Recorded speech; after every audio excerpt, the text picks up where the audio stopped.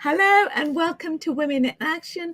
And in today's episode, I'm so excited. I've got a special guest talking about identity. Now, if you know anything about me, I am an immigrant from Uganda, and this episode is going to be really juicy because I'm talking to my guest about identity, legacy, and self-love as women who are Black from a different heritage. And so if you want to know more about it, stick to it to the end, and I look forward to seeing you in this. And let me invite the guest. Hi, Fundi. Hello. Hi, Fundi. How you doing? I'm good. Can you hear me? I can hear you, yeah. Brilliant. Thank you for having me, Beverly. I would like to thank you again, and then I would like to greet all your audience and everybody who's just listening in every corner of the social media that you tuning in today. Thank you. Yes, we are in LinkedIn, YouTube, and Facebook, so it's really lovely to have you. And I just wanted to start off for you to introduce yourself, introduce your background, your upbringing, and tell us a little bit more about where you're from. And I know now you're in the UK, but you weren't originally from the UK. And I met you on a business conference night, and we just connected. I couldn't stop talking for about 3 hours, so I've got to get you on my podcast. So anyway, tell us about yourself. Right. My name is Fundisiwe Dlamini, and I'm originally from South Africa, in Soweto, and I'm residing in United Kingdom at the moment. I would say growing up in I'm a last born in the house of 6 girls. And yes, raised by my mom, obviously a single parent. I would say, obviously, probably people would want to know more about Soweto because everybody knows that Soweto. It's a township that you find in South Africa. Actually, it was the first Black township. It's an old one. And things are challenging. Yeah. As it is, bitter and sweet that comes from that. But I definitely own it, and I don't regret coming from Soweto. There's so many things that I have learned, and that's what makes me to be the stronger woman that I am today. And there's some of the things that obviously were bitter, and I would say that Soweto, it's more of what can I say? It's more of a crime zone, really, crime zone, because it's a battle of the fittest. So it's for you to be strong and for you to be focused in order to survive the conditions there. Luckily, I was having a very, very, very, very strict mom. And, sometimes I do take a call and say, thank you for being strict with us, because if it wasn't because of you being strong woman, then probably it was going to be a different case. So you do find those social ill that comes with the township. But yeah, we made it. I'm here today.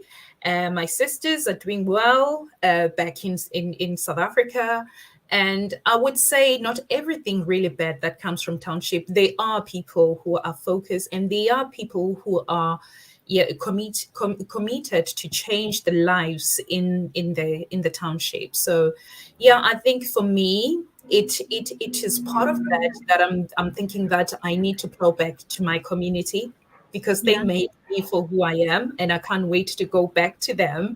And I know that they will embrace me, especially with this book that I've written. I wanted to share the book. So this is the book that we're talking about, isn't it? Yes. And I know when we met and you gave me your copy, I've got a signed copy here, and I was reading it during the week because I met you last week, didn't I? Yes. And I was thinking, gosh, I just love the pictures. I love the words. It's a book that's really quite easy to read, but at the same time, it's really thought provoking, and it's not something that you can just like flick through without really thinking about it. And I just wanted to ask you why you created the book. What inspired you? Right. That is just not difficult to mention, to say, because like I said, my upbringing, and for the fact that I was coming from South Africa, from Africa to be exact, the book, it was something that I think all my life I've been working in projects in South Africa. So it's me trying to better the world. Yeah. And I'm trying to come up with the solutions that will take us forward. As you can see, that the world is so harsh, but again, with me writing the book, it was like we can find solution as Black people. And I know that probably it might sound a bit, negative when I say Black people. The reason why I'm focusing more in minority, it's because it's what I know best. It's what I grew up knowing. And for me, seeing all these youth and young people in Soweto, everywhere, actually, in Africa and in United States, in even in London, in UK. And then it came to me that we've got a common ground that we've got to sort out, that we've got to look at and introspect. So this book, when I say I'm talking more to my Black population or minority, I'm talking to say, let us introspect of what is going on with our lives. Let us change the tables and be better. The reason why I'm saying that, it's because it's not it's not by it's not something which is hidden. It's not a secret that black race, they are the weakest link. They are the one who are right at the bottom. Other races are doing well, and which is good. And yes, things happened. The slavery happened, apartheid happened, all stuff, all the factors that have contributed in what the social illness that we see now. But now, as the youth, as the young people of the world, as Black young people, we say this is not the end of us. We've got to introspect. We've got to pick up ourselves. We've got to pick up the pieces and try to find the solutions, because pointing fingers, it won't get us anywhere. It's time for us to say, let us look at ourselves as well and see what we can come up with that will be able to be a solution for us. We've tried everything. We've tried the march. They've tried the Black Lives Matters, which all the other organization and everything. I'm not disputing that, but I'm just saying that this is coming within. So as you can see, the book is very, very deep. I know the title. I wanted to share sections of the book that really spoke to me, and I just thought that it was just so beautifully illustrated and put together. Even the words, some of the words were put in a kind of picture form as well, in a dramatic way as well. So, and I just wanted to ask you that as a Black woman promoting this book, how has your identity, we're speaking to the audience now of women generally who are starting up in business online and maybe feeling that they lack confidence. Do you think as a Black woman it would be more profound, do you think, or more prominent, that you'd feel like, oh, I don't know whether I can do this? Would your identity affect the way you run a business or write a book or whatever? Yeah, this is why these are the platforms that we have to take space on, and we've got to make people understand that there's nothing difficult. If I manage to do it, somebody else can do it. And it's more of the responsibility that all let me just say all women have to start and taking on board, that everybody within has the responsibility as the society to come together. And when you start tuning yourself into that mode, then that's when you will be thinking that I'm not doing it for Bev, I'm not doing it for Jessica, I'm not doing it for Fundi, but I'm doing it for myself in what I put out there. Because it doesn't matter whether it's a business of selling clothes, or it's a business of little business, small businesses, but everything has an impact in this world. As long as that thing is positive, it has the impact. So I would say the challenge probably might be the fact that obviously minority, it's a bit of, do you have resources, the language barriers. And so those are the things that we have to look upon, that where do you need the support, and don't be afraid to ask for support.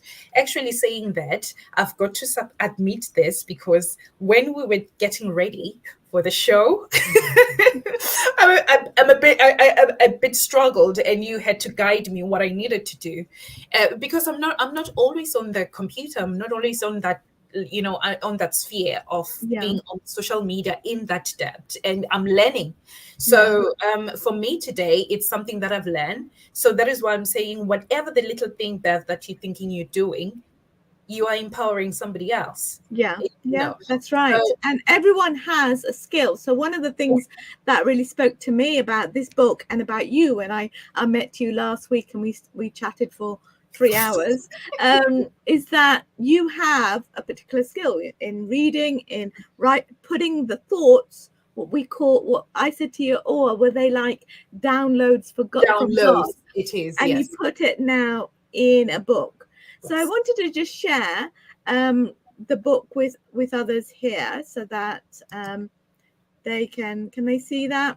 Yes. See that. So these are just sections that are taken from the book, and Fundi has given me permission to share them here. But I really recommend that you go and get the book yourself. So that these are just a little bit of a sampler. And I was looking at this picture, and I just love the picture. I was thinking, well, why did you choose that picture? What does it mean? And what does the words, why did you pick those particular words in terms of identity? Yes. With the identity, the pictures, they're all mine. They're illustrated. No. They were illustrated by somebody. Yeah, there's some of the pictures that I already had. They've changed them into that illustration of drawing them. Okay. So some of them, they're from my friends, and then ask for permission on them. That picture, as you can see it, it's a lock and the key. So it speaks more, not mainly Black people, but everybody, especially women as mothers. When I say we've got to start taking responsibility to balance the earth, the universe, it's because we have the responsibility on teaching our kids. Teaching our kids, it's not mainly about academic. It's about the life skills. It's about the survival skills. So when I was referring to that, I was referring to that, as you can see, the quote, it says, the only gift to your child is to let them open mindset, trust me, and they will go far. So be positive about your kids. Have that positive energy towards them, and make them confident, put that confidence in them, so that they will know that they can go far. And we shouldn't restrict them in so many things, but we can just let them know that the sky is the limit. So basically that quote, it's about that, the identity of it. It's like, as you can also see that the child, we can't see the eyes, but we can hear the ear. We can see the ears that she or he will hear the message, and then we're unlocking the brain. So that's why the locker, it's right at the top of it's a very powerful image. Yes. So I was thinking about this picture here.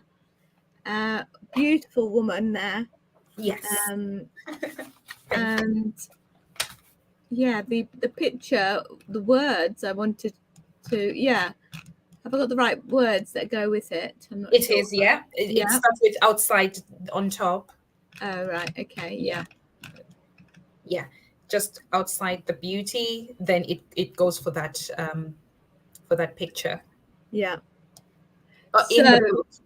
in the book, yeah. Yes. Yeah, these are taken from a different source, isn't it? Your book, but a different Yeah. format. Yes, formats. Okay, so outside beauty is not important. You just have to be rightfully creators required ingredients for the perfect recipe. Mm-hmm. Yes. Tell me more about that. Yeah, I'm gonna also go on where it says my skin is a weapon, my language is a threat, my hair is a destruction, and but my mind is power.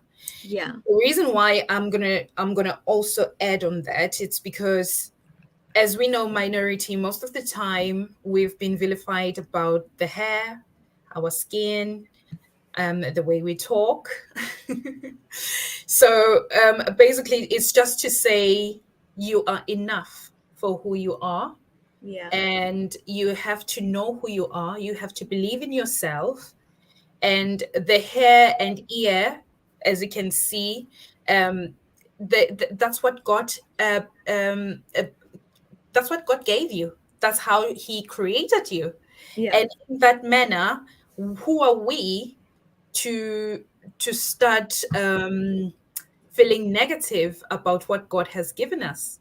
We can't change ourselves. We are who we are, but we just have to own it and embrace it, even though it might be different from other view. But embrace yourself, and the more you embrace yourself, is the more you have your confident. And when you've got your confident, you can stand any grounds. So I think that quote it was more on that it's not yeah, about the outside beauty, because there are people who can be beautiful, who can have all the luxury, all the money, all the riches, but inside they are lonely, inside they're empty, inside they are not good people. So it's not about what is outside, it's about what is inside, because most of the time what is within is the one that the creator focus on, rather yeah. than what you look like. I mean, I love this quote as well. People can only value you the same level you value yourself. The same price tag you label yourself, you will be brought with. Remember You not will be bought with, yeah. remember not to put wholesale price, but a retail price in order to gain a bit of profit, which is respect. Now, I talk about pricing your services with profit with my therapists who are starting out in Wow. private practice, and to actually put a price of their worth, what they are valued at, rather Yes, than what everyone else. You know, sometimes we tend to copy what other people's prices are because we think definitely. that's what we should do. But actually, we are all unique. And so, you know, if you've got let's put out, I don't know much about cars, but if your Mhm. service is like a Rolls Royce service, then you Yes, put a Rolls Royce price on it, not yes, an old banger price. Just because yes, everyone else is an old banger price doesn't mean you should as well. You should value yourself and yes. your services. Definitely. Totally right, Bev, on that one. And 100%. When I say people can value you with the same level you value yourself, so it's either you take yourself with dignity, it's your responsibility as well to do that. How do you see yourself when you wake up in the morning and look at in the mirror? What do you see? How do you value your price tag? I'm not saying that you're selling yourself basically, No. but it's just how you value yourself, because the more you value yourself, it's the confidence that you will have, then you'll be able when you're out there to know what you deserve. And I Yeah. think it speak more on minority women that value yourself, don't go cheap.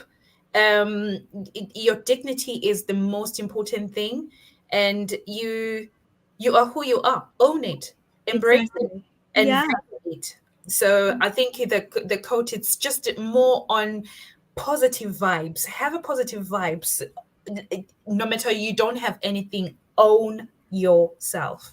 Yeah. Now this picture is about, I wanted to look, it spoke to me because it talks a little bit about legacy. Here you are, a picture of you with your daughter. Tell us a little bit about your daughter. Obviously she probably won't want to know. Don't give away too much because she might feel a bit embarrassed about it. But No, definitely why not. did you introduce this picture of you and your daughter, and what impact do you feel your book and the messages that are behind your book would have on a young woman like that, growing up, a young black woman growing up, or any black women who are, starting out, finding themselves? Um, luckily, my daughter allowed me to use. Actually, she was also helping with the book. To be honest with you, Yeah. um, the reason why I put those pictures, illustrations of her, when I put that, I told her on the day when I decided that I was going to put that image. Then I said, "Look, this image is going to the book. The book is a legacy. It's your legacy. I want you one day when you go, when probably you're 30 or something or 50, you go to the shops, you see what your mother did. Your mother left the legacy. And when you open that book, you will see yourself. Own it, embrace it, take it. It's your legacy." And more chances, what I'm trying to promote here, I'm promoting the fact that, as you can see, most black writers, we don't have most black writers, right? And for me, I want to inspire a black child or a minority child, and even so, anybody, any child, who are watching this and then said, it's time for us to write our narratives. It's time for us to write our own stories. It's time for us to put our pictures in our own books. And this is just for inspiring her that if your mom managed to do it, then you can do it. Anybody can do it. Any young generation, they need to start owning their narratives. So I think that's what inspired me to put that picture. But as you can see, the quote there that says, "Black women, the day that you realize you were strong because you were favored to be given the characteristics of God, you will see why people think like that. Write down 10 characteristics of the woman and sit quietly and think about it. The universe favored specifically your image and color, and you are part of something way bigger. God said, you will be tormented under my name. My black sisters, recognize your seat. Black men, role is to physically protect us. Legacy creation." I know probably it might sound as really deep in talking to black population, but the reason why I'm, like I've said, that it's the weakest link that needs to be put in the level with everybody, because everybody, they're already in a different realm. So we need to push ourselves to be in the same. The reason why I'm saying that, it will go to Ubuntu, but let me just finish on this one, because when when God said, you will be, it's a race. Let's say it's a race, right? That we're in right now, living the Mm-hmm. race. But in the race, there's no winner in this race. There won't be a winner, but there will be a compassion, there will be the empathy that is going to be judged. So basically, it's like when you are your brother's keeper, when you see that your brother is limping, then you stop and Mm. you help him. Together, you run the race together. So in that level, there isn't a winner, but Yeah. kindness that comes from there, and that touches the point of the ubuntu. But obviously we will go to Yeah. that one. Yeah, I mean, that's really important, because I think even as running a business, sometimes you feel like, oh, I've got all these competitors, I'm going to compete and do better than them. Yeah, But actually, I feel that you become more powerful if it's a collaboration rather exactly. than a competition. And that, Definitely. as I bring you on this and other women on the podcast to promote their work, obviously it's promoting my business at the same time, but it's really making them strong as well, empowering them to go out Definitely. there and to tell the world their story, their narrative. Yes. And one of the things that really spoke to me was this concept of Ubuntu. I never heard Ubuntu. of it before, and I understood like about God's love, God's forgiveness, Mhm. um, and obviously that is unconditional. And being a woman of faith, I understand that. But this concept was a little bit different. Do you want to explain to me what this is about? Right. The concept is not really new. It's not different. It's just that when you see the word, probably you just see it and then they will just give you that ubuntu means humanity. They don't necessarily explain to you what exactly is ubuntu. So basically the word ubuntu comes from it comes from the language, originally language of Nguni language, which is in sub-Sahara of South Africa. Most you get the Bantu people. So it derived from that, because when you say ubuntu, meaning that you've got humanity as a human Mm-hmm. kind. So ubuntu, it's something that we practice a lot, especially, let me specifically talk about South Africa. It's something that is known, is there. um it's not something that you can hashtag or probably leave it today and not leave it tomorrow. It's something, it's a lifestyle. Ubuntu, it's a big word. And I know that sometimes probably it's going to be surprisingly when I say this, but Ubuntu, it's the bigger picture. And then under this Ubuntu, you find the factors that builds the Ubuntu.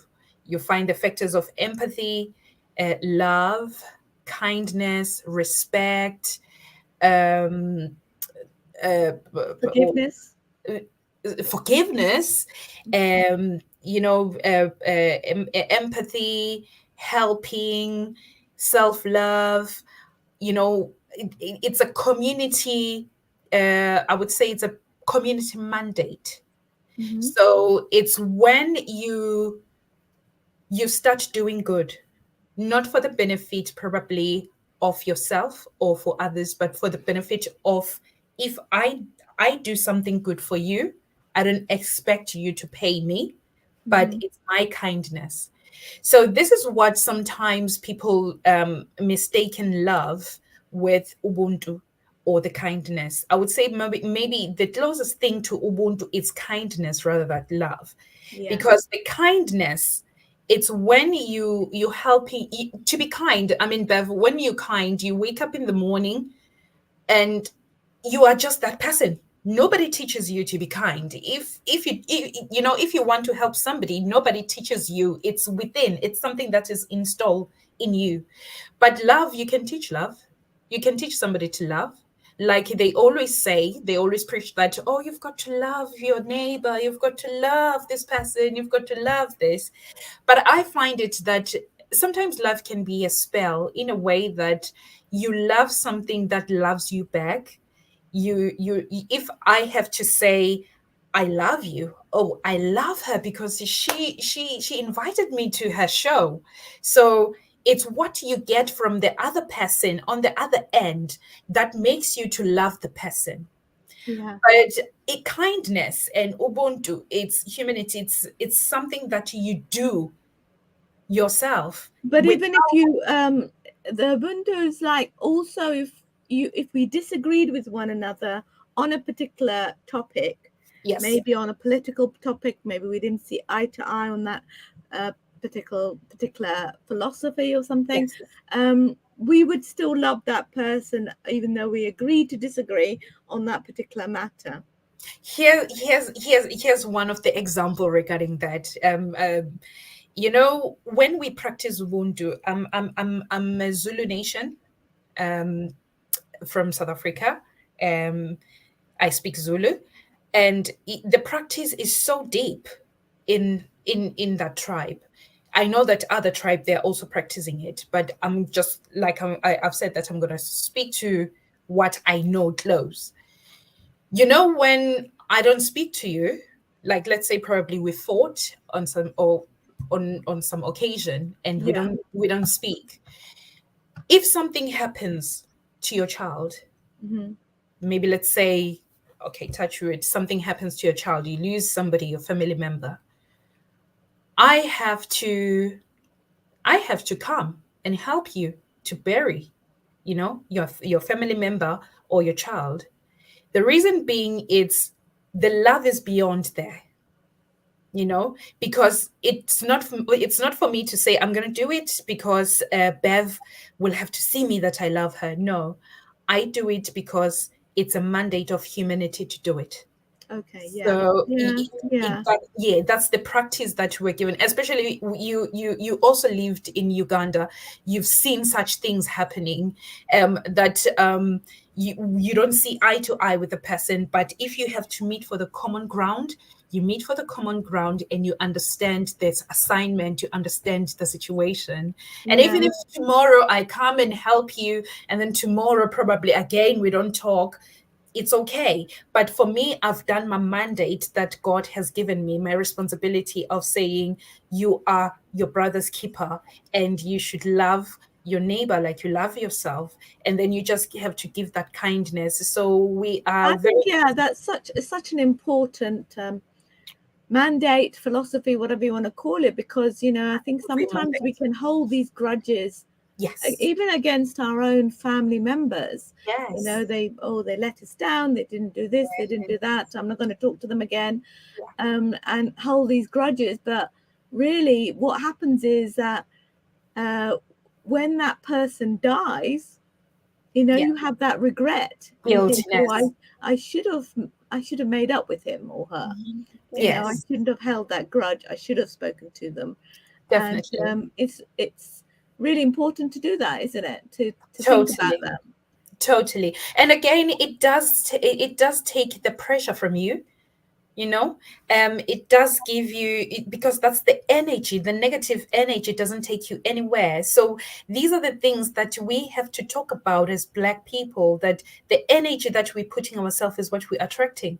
So Yeah. the negative energy that we keep on putting on ourselves, what energy are we calling, you know? Yeah. And when we start to have the positive vibes or vibration in saying, I'm going to embrace this and take it as it is and move on. Same as business. You have negative energies and nothing prosper. But immediately when you wake up and say, you know what, today I'm going to do this, I'm ready to do this, you've got your list of things to do, and you already are wearing that energy of positiveness to say, I'm ready to do this today. And remember that the positive, the energy is a very, very, very, very complex thing to attend on, because it takes whatever the universe receive whatever that you say, you Yeah. know. You are a commander, you command. And that's why last time we were talking about the power of the tongue. It's because of the energy that you give to your tongue, that okay, today this is my future, in 10 years I want this, you manifest that. Yeah. So Yeah. it's the same as in business. Say whatever that is positive, you know, and don't be negative that, oh, now I can't, I made only 5 sales today. No, I give up on this.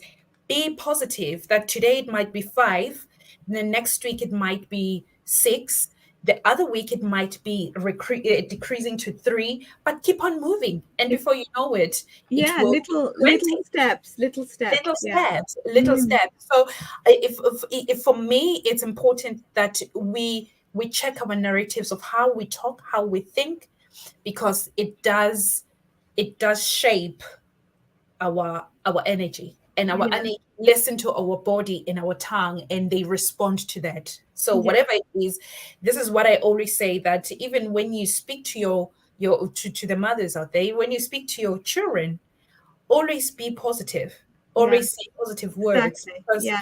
a I parent. I was Yes. just going to look at this picture here because Yeah. I actually didn't know that this lady is uh, Miss Universe from 2021, is it? Yeah, 2020, 21, when we had lockdowns, I think 2019 to 2020, some. Yeah. Yeah. So I took this photograph. So this is a photograph of your inside of your book. So Yeah. apologies if it doesn't reflect the, the page is a bit offline there, but Yeah.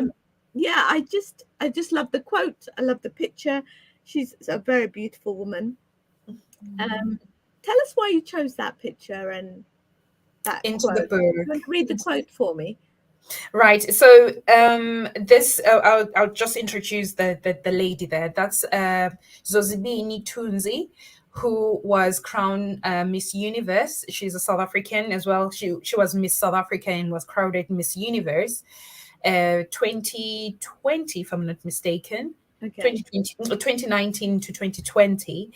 And then I've put the quote because I strongly feel where she was coming from when she stood in that stage, in that international stage, and say that quote. And to me, I just had good goosebumps. Yeah. Goosebumps regarding, because I can relate from where she comes from. I can relate to who she is. I can relate what she's what is her story and what she wants to see.